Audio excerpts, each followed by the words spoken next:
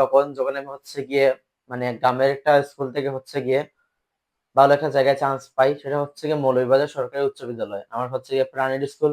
যদিও আমি তখন অনেক ইন্ট্রোভার্ট ছিলাম, কারোর সাথে তেমন বন্ধুত্ব হয় নাই, তবুও হচ্ছে গিয়ে ওই 5 বছর বা 6 বছর আমার জীবনে একটা সেরা একটা টাইম ছিল, ঠিক আছে। তারপর হচ্ছে গিয়ে আমি মানে 9 পর্যন্ত হচ্ছে যেমন ভালো ভালো করে পড়াশোনা করি নাই। 9-এ গিয়ে হচ্ছে গিয়ে ভালো করে পড়াশোনা শুরু করি। তো হচ্ছে গিয়ে ভালো করে পড়াশোনা শুরু করি, তখন হচ্ছে গিয়ে 9-এর বা হচ্ছে গিয়ে ম্যাথে যখন আমি 10-এ উঠি তখন হচ্ছে গিয়ে আমার রুল হয় 5, ঠিক আছে।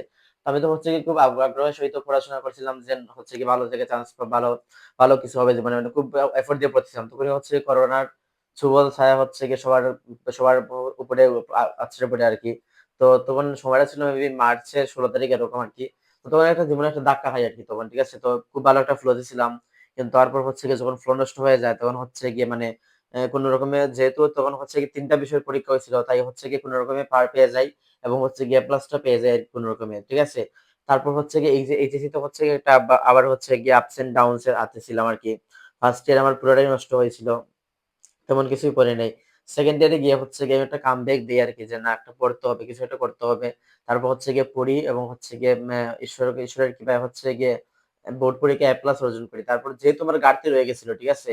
তো যেহেতু ঘাটতি রয়ে গেছিল তাই হচ্ছে ফার্স্ট টাইমে আমার অনেক জায়গায় হচ্ছে মিস হইতেছিল। এবং শেষে হচ্ছে কৃষি ভার্সিটিতে আমি হচ্ছে 525তম স্থান অর্জন করি। এবং তারপর শুরু হয় আবার নতুন যাত্রা। ২ মাস আমি প্রিপারেশন নিই ভালো করে। আমার একটা ফ্রেন্ড ছিল সুব্রত। ও আর আমি একসাথে প্রিপারেশন নিই এবং তারপর হচ্ছে গিয়ে আমি সেকেন্ড টাইম মেডিকেল দিয়ে হচ্ছে গিয়ে একটা সিট কনফার্ম করি, ঠিক আছে। আমার পজিশন ছিল হচ্ছে গিয়ে 3674 এবং কৃষিতে আমার পজিশন ছিল 525তম, ঠিক আছে।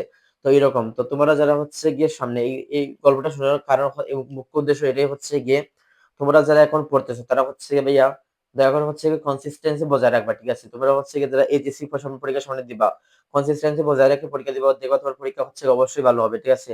প্রতিদিনের পর প্রতিদিন গোছাবা, সারাটা রাত যা পড়ে দিবে তা পড়বা। তোমাদের হাতে বেশি সময় নেই আর, ঠিক আছে।